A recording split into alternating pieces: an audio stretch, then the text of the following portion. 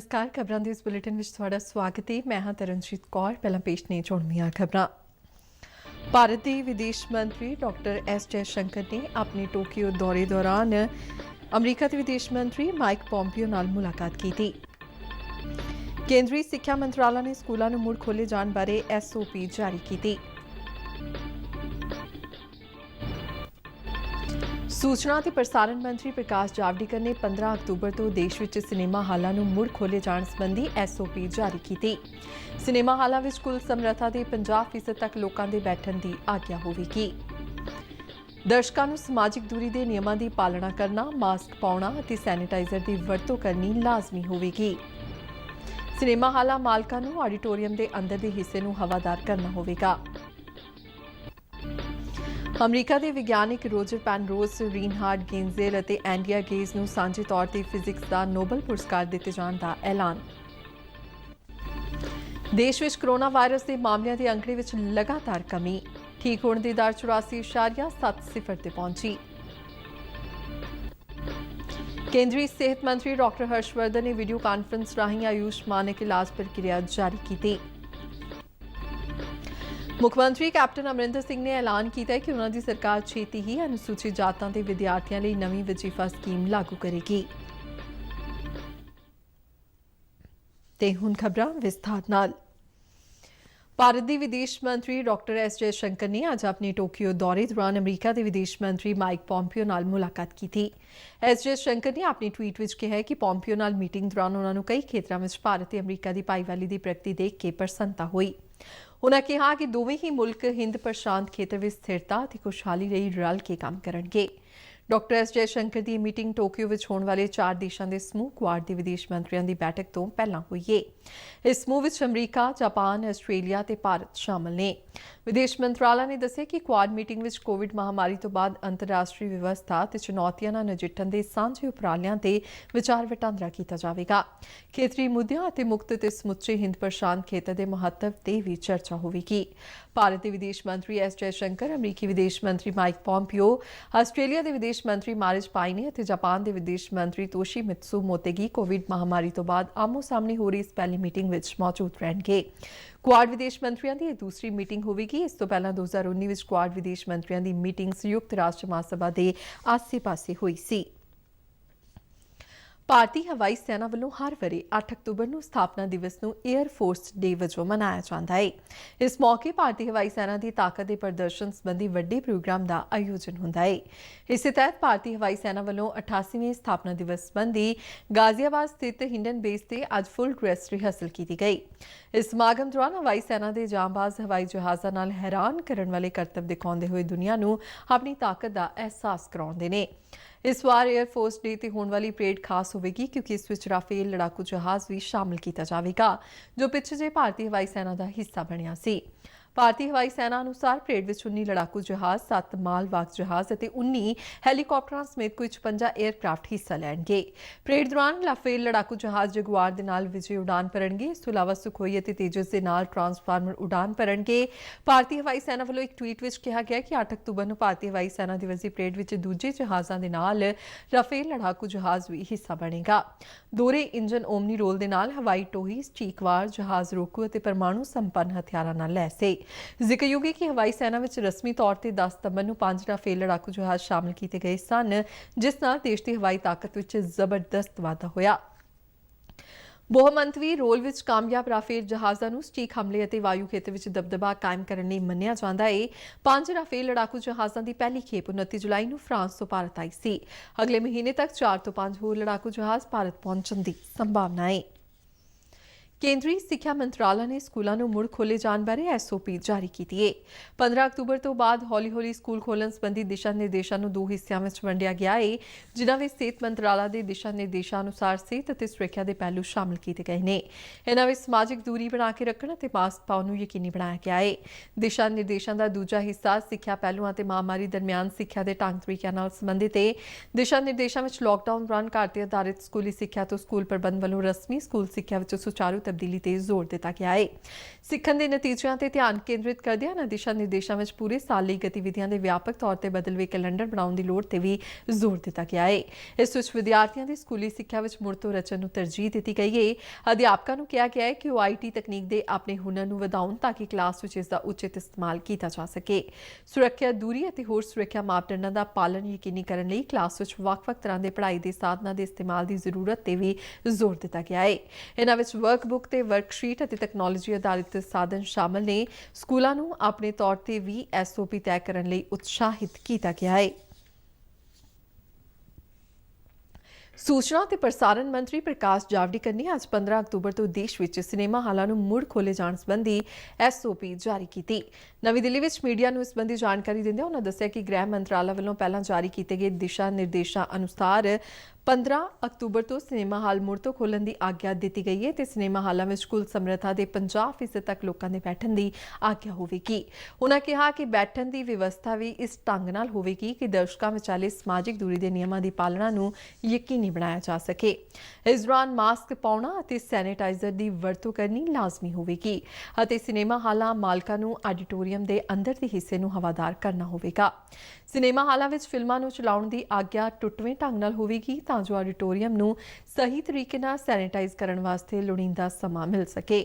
ਪ੍ਰਕਾਸ਼ ਜਾਵੜੇਕਰ ਨੇ ਦੱਸਿਆ ਕਿ ਥੀਏਟਰਾਂ ਅਤੇ ਸਿਨੇਮਾ ਹਾਲਾਂ ਵਿੱਚ ਫਿਲਮ ਸ਼ੁਰੂ ਹੋਣ ਤੋਂ ਪਹਿਲਾਂ ਅਤੇ ਇੰਟਰਵਲ ਦੌਰਾਨ ਕੋਵਿਡ ਪ੍ਰੋਟੋਕਾਲ ਬਾਰੇ ਜਾਗਰੂਕਤਾ ਸੰਬੰਧੀ 1 ਮਿੰਟ ਦੀ ਫਿਲਮ ਵੀ ਚਲਾਈ ਜਾਵੇਗੀ।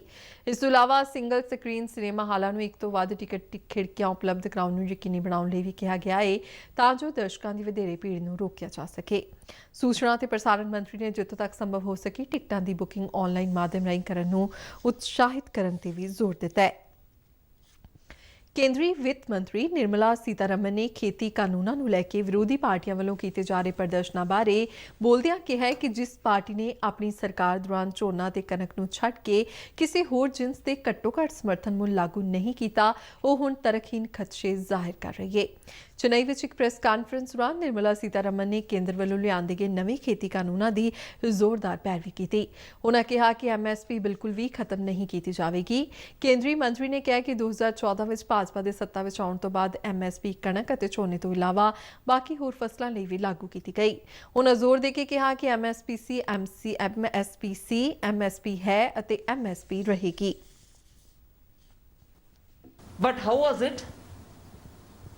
If anything, now, obviously I'll have to utter a few things which pertain to different governments' periods. MSP was there. It's been there for a very long time. But it so got focused only on paddy and wheat that it led to also a distortion.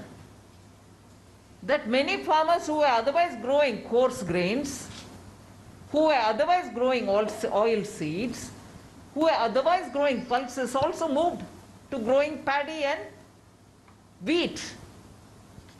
Because MSP was every year annually during each crop being increased only for these two. I have no issues about raising MSP for paddy and wheat. But there were other 20 crops. ਸਾਲ 2020 ਲਈ 3 ਅਮਰੀਕੀ ਵਿਗਿਆਨੀਆਂ ਨੂੰ physics ਲਈ Nobel ਪੁਰਸਕਾਰ ਲਈ ਚੁਣਿਆ ਗਿਆ ਹੈ। ਰੋਜਰ ਪੈਨਰੋਸ ਨੂੰ ਬਲੈਕ ਹੋਲ ਦੀ ਖੋਜ ਅਤੇ ਰੀਨਹਾਰਡ ਗੇਂਜ਼ੇਲ ਅਤੇ ਐਂਡੀਆ ਗੇਸ ਨੂੰ ਗਲੈਕਸੀ ਦੇ ਕੇਂਦਰ ਵਿੱਚ ਸੁਪਰਮੈਸਿਵ ਕੰਪੈਕਟ ਆਬਜੈਕਟ ਦੀ ਖੋਜ ਲਈ ਇਹ ਪੁਰਸਕਾਰ ਦਿੱਤਾ ਗਿਆ ਹੈ। ਵਕਾਰੀ ਨੋਬਲ ਪੁਰਸਕਾਰ ਵਿੱਚ ਇੱਕ 골ਡ ਮੈਡਲ, 10 ਮਿਲੀਅਨ ਸਵੀਡਨ ਦੀ ਕਰੰਸੀ ਕਰੋਨੋਰ ਦੀ ਰਾਸ਼ੀ ਦਿੱਤੀ ਜਾਂਦੀ ਹੈ ਜੋ ਕਿ 1.1 ਮਿਲੀਅਨ ਅਮਰੀਕੀ ਡਾਲਰ ਤੋਂ ਵੱਧ ਬਣਦਾ ਹੈ। ਦੇਸ਼ ਵਿੱਚ ਕੋਰੋਨਾ ਵਾਇਰਸ ਦੇ ਮਾਮਲਿਆਂ ਵਿੱਚ ਲਗਾਤਾਰ ਕਮੀ ਆ ਰਹੀ ਹੈ ਅਤੇ ਅੰਕੜਾ 65,000 ਤੋਂ ਵੀ ਕਾਫੀ ਹੇਠਾਂ ਆ ਗਿਆ ਹੈ, ਜਦਕਿ ਕੋਰੋਨਾ ਤੋਂ ਠੀਕ ਹੋਣ ਵਾਲਿਆਂ ਦਾ ਅੰਕੜਾ 56 ਲੱਖ ਤੋਂ ਪਾਰ ਹੋ ਗਿਆ ਹੈ, ਜਿਸ ਨਾਲ ਠੀਕ ਹੋਣ ਦੀ ਦਰ 84.7% ਤੱਕ ਪਹੁੰਚ ਗਈ ਹੈ। ਸਿਹਤ ਮੰਤਰਾਲਾ ਅਨੁਸਾਰ ਬੀਤੇ 24 ਘੰਟਿਆਂ ਦੌਰਾਨ 61,267 ਨਵੇਂ ਕੋਰੋਨਾ ਮਾਮਲੇ ਸਾਹਮਣੇ ਆਉਣ ਨਾਲ ਦੇਸ਼ ਵਿੱਚ ਕੇਸ ਲੋਡ 66,85,082 ਹੋ ਗਿਆ ਹੈ। ਬੀਤੇ 24 ਘੰਟਿਆਂ ਦੌਰਾਨ ਇਸ ਮਹਾਮਾਰੀ ਨਾਲ 884 ਹੋਰ ਵਿਅਕਤੀਆਂ ਦੀ ਮੌਤ ਹੋਣ ਨਾਲ ਦੇਸ਼ ਵਿੱਚ ਮਰਨ ਵਾਲਿਆਂ ਦੀ ਗਿਣਤੀ 1,03,000 53,569 ਤੱਕ ਪਹੁੰਚ ਗਈ ਹੈ। ਸਿਹਤ ਮੰਤਰਾਲਾ ਅਨੁਸਾਰ ਦੇਸ਼ ਵਿੱਚ 5,62,492 ਲੋਕ ਠੀਕ ਹੋਏ ਨੇ ਅਤੇ ਇਸ ਵੇਲੇ ਦੇਸ਼ ਵਿੱਚ ਕੁੱਲ 9,19,023 ਐਕਟਿਵ ਮਾਮਲੇ ਨੇ ਜੋ ਕੁੱਲ ਕੇਸ ਲੋਡ ਦਾ 13.75 ਬਣਦਾ ਹੈ। ਕੋਰੋਨਾ ਵਾਇਰਸ ਕਾਰਨ ਹੋਣ ਵਾਲੀਆਂ ਮੌਤਾਂ ਦੀ ਦਰ ਵੀ ਕਮੀ ਆਈ ਹੈ ਜੋ ਇਸ ਵੇਲੇ 1.55% ਦਰਜ ਕੀਤੀ ਗਈ ਹੈ। ਇਸੇ ਦੌਰਾਨ ਕੋਰੋਨਾ ਮਰੀਜ਼ਾਂ ਦੇ ਨਮੂਨਿਆਂ ਦੀ ਜਾਂਚ ਵਿੱਚ ਵੀ ਤੇਜ਼ੀ ਆਈ ਹੈ ਤੇ 5 ਅਕਤੂਬਰ ਤੱਕ ਦੇਸ਼ ਵਿੱਚ ਕੁੱਲ 8 ਕਰੋੜ 10 ਲੱਖ 71,797 ਨਮੂਨਿਆਂ ਦੀ ਜਾਂਚ ਕੀਤੀ ਜਾ ਚੁੱਕੀ ਸੀ, ਜਿਨ੍ਹਾਂ ਵਿੱਚੋਂ 10,99,403 ਨਮੂਨਿਆਂ ਦੀ ਜਾਂਚ ਬੀਤੇ ਇੱਕੋ ਦਿਨ ਵਿੱਚ ਕੀਤੀ ਗਈ। ਕੇਂਦਰੀ ਸਿਹਤ ਮੰਤਰੀ ਡਾਕਟਰ ਹਰਸ਼ਵਰਧਨ ਨੇ ਅੱਜ ਵੀਡੀਓ ਕਾਨਫਰੰਸ ਰਾਹੀਂ ਆਯੁਸ਼ ਮਾਨਕ ਇਲਾਜ ਪ੍ਰਕਿਰਿਆ ਜਾਰੀ ਕੀਤੀ। ਇਸ ਵਿੱਚ ਕੋਵਿਡ-19 ਮਹਾਮਾਰੀ ਦੇ ਬਚਾਅ ਦੇ ਇਹਤਿਆਤੀ ਉਪਾਵਾਂ ਲਈ ਸਵੈ ਦੇਖਭਾਲ ਨਾਲ ਜੁੜੇ ਵਿਸਥਾਰਿਤ ਦਿਸ਼ਾ ਨਿਰਦੇਸ਼ ਜਾਰੀ ਕੀਤੇ ਗਏ ਨੇ। ਆਯੁਸ਼ ਮੰਤਰਾਲਾ ਨੇ ਭਾਰਤੀ ਡਾਕਟਰੀ ਖੋਜ ਪਰਿਸ਼ਦ ICMR ਅਤੇ ਵਿਗਿਆਨਿਕ ਅਤੇ ਸਨਅਤੀ ਖੋਜ ਪਰਿਸ਼ਦ CSIR ਦੇ ਨਾਲ ਰਲ ਕੇ ਇਹ ਦਿਸ਼ਾ ਨਿਰਦੇਸ਼ ਤਿਆਰ ਕੀਤੇ ਨੇ। ਅਧਿਐਨ ਤੋਂ ਇਹ ਪੁਸ਼ਟੀ ਹੋਈ ਹੈ ਕਿ ਅਸ਼ਵਗੰਧਾ, ਲੌਂਗ ਅਤੇ ਗਿਲੋਏ ਆਦਿ ਸੋਜਿਸ਼ ਘੱਟ ਕਰਨ, ਐਂਟੀਵਾਇਰਲ ਅਤੇ ਰੋਗ ਨਾਲ ਲੜਨ ਦੀ ਤਾਕਤ ਵਧਾਉਣ ਵਿੱਚ ਕਾਰਗਰ ਨੇ, ਜਿਸ ਨਾਲ कोविड-19 तो बचाव ਲਈ मदद मिलती है। मॉडर्न सिस्टम ऑफ मेडिसिन उसकी अपनी ताकत है। उसने आधुनिक तरीके से बहुत सारे उपचार और बहुत सारी शल्य चिकित्सा और बहुत सारी चीज़ें लोगों के लिए उपलब्ध कराई हैं, जिसके कारण लोगों का जीवन बेहतर हुआ है। लेकिन आयुर्वेदा हमारा देश का प्राचीन ज्ञान है और हम सब जानते हैं कि ये शायद दुनिया में सबसे पुराना ज्ञान है। इसका उल्लेख हम सब जानते हैं कि वेदों में है और जैसा कि हम सब जानते हैं तो कहते हैं कि अथर्ववेद का इसको ऑफशूट माना जा सकता है। अगर ये कहा जाए तो ये अतिशयोक्ति भी नहीं है। जम्मू कश्मीर के राजौरी जिले में कंट्रोल रेखा ਨਾਲ लगते इलाके में पाकिस्तानी फौज वालों गोलीबंदी की उलंघना करदियां बिना किसी प्रकार के की गई गोलीबारी में भारतीय फौज का एक अधिकारी शहीद हो गया है। एक रखिया बुलारे ने जम्मू में दस्सिया कि पाकिस्तानी फौज ने राजौरी जिले के नौशहरा सैक्टर में गोलीबारी की थी, जिसका भारत ने मुंह तोड़वा जवाब दिता है। इस गोलीबारी दौरान सूबेदार सुखदेव सिंह गंभीर रूप से जख्मी हो गया और बाद में उसकी मौत हो गई।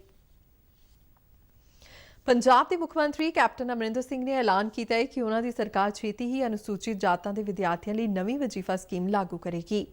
ਅੱਜ ਪਟਿਆਲਾ ਵਿੱਚ 6ਵੇਂ ਸੂਬਾ ਪੱਧਰੀ ਮੈਗਾ ਰੋਜ਼ਗਾਰ ਮੇਲੇ ਦੀ ਸਮਾਪਤੀ ਸਮਾਗਮ ਨੂੰ ਵਰਚੁਅਲ ਮਾਧਿਅਮ ਰਾਹੀਂ ਸੰਬੋਧਨ ਕਰਦਿਆਂ ਮੁੱਖ ਮੰਤਰੀ ਨੇ ਕਿਹਾ ਕਿ ਕੇਂਦਰ ਸਰਕਾਰ ਵੱਲੋਂ ਅਚਾਨਕ ਹੀ ਪੋਸਟ ਮੈਟ੍ਰਿਕ ਸਕਾਲਰਸ਼ਿਪ ਸਕੀਮ ਬੰਦ ਕਰ ਦਿੱਤੀ ਗਈ, ਜਿਸ ਨਾਲ ਕਮਜ਼ੋਰ ਵਰਗਾਂ ਦੇ ਵਿਦਿਆਰਥੀਆਂ ਨੂੰ ਆਪਣੀ ਉਚੇਰੀ ਸਿੱਖਿਆ ਲਈ ਮਾਲੀ ਦਿੱਕਤਾਂ ਪੇਸ਼ ਆ ਰਹੀਆਂ ਨੇ।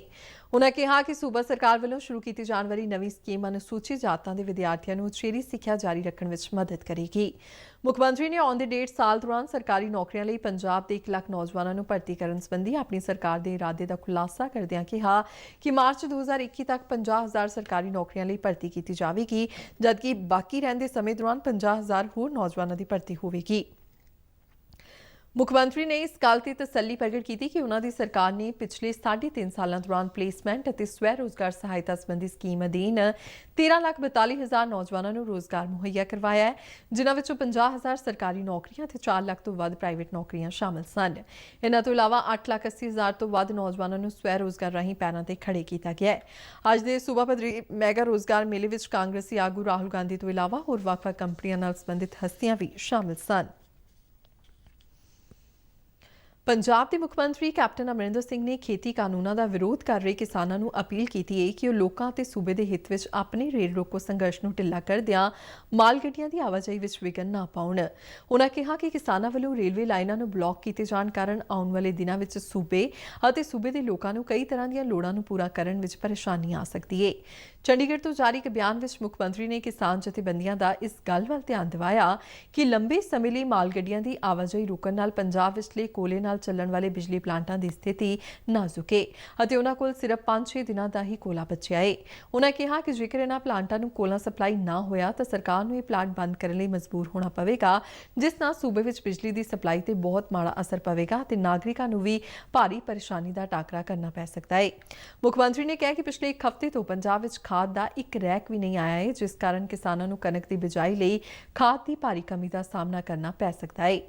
ਕੈਪਟਨ ਅਮਰਿੰਦਰ ਸਿੰਘ ਨੇ ਕਿਹਾ ਕਿ ਸੂਬੇ ਵਿੱਚ ਰੱਬੀ ਸੀਜ਼ਨ ਲਈ ਖਾਦ ਦੇ ਢੁਕਵੇਂ ਸਟਾਕ ਨੂੰ ਯਕੀਨੀ ਬਣਾਉਣਾ ਜ਼ਰੂਰੀ ਹੈ।